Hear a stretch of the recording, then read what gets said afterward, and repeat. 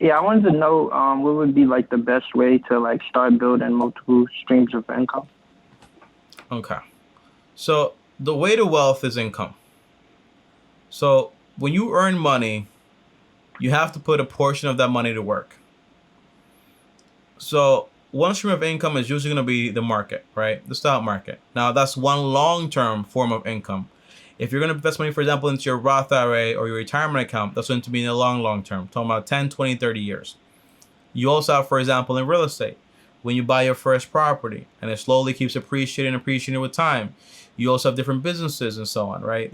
Or for example, getting into YouTube or get into affiliate marketing or starting your own Amazon store or drop shipping or Shopify. Like there's a lot of different ways to do it, right? But that's not really passive as much because you have to actively do work. But if you want passive income, real estate and the stock market are usually going to be two great ways to do it. But again, the most powerful thing is going to be your income. So once you have, for example, by the way, an investment is when you put money into something and you get more money back, right? You know that, right? Right. So if I put in $20,000 into a degree or a trade job and it pays me $40,000 a year, is that a good trade-off? Yes. Yeah, because it's giving me, for example, double my money every year, right? Right. Now, with double my money every year now, I have more investment opportunities. Now I can invest more money in the market. I can buy some real estate if I want to. That's the whole idea, right? So my main investment would probably be right now in myself. Learning a skill to make me more money.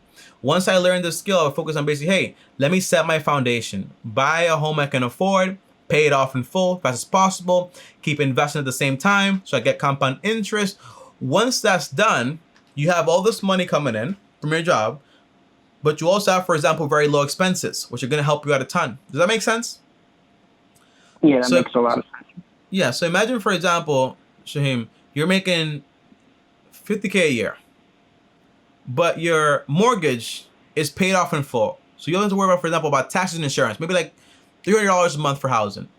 You have all that free income now, right? To go ahead and invest into whatever you want. You see what I'm saying? Yeah, and then from there you can build upon like the Yeah. foundation you set. Okay. Yeah. Yeah.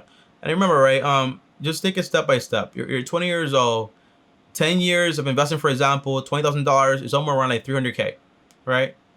Right. So it's just step by step. Just take it easy. Find a skill, get good at that skill, start working for someone or for yourself, and then once you earn that money, be very careful in giving away your superpower, which is basically your income. When I say that, I mean, for example, well, I make $2,400 right now at Walmart, but 400 goes towards my car payments. On top of that, I have half of my money going towards my rent and also my food, transportation, everything else. And I'm left, for example, with $50. That's not what you want, right? You want to make sure you don't give up as much of your income as possible. So when you graduate, if you do that, you say, hey, I don't owe anyone any money. All this money is mine. I can rent somewhere or buy a place for less than 30% of my monthly income. So I don't have to spend that much money on housing. And I can go ahead and use this money to keep investing.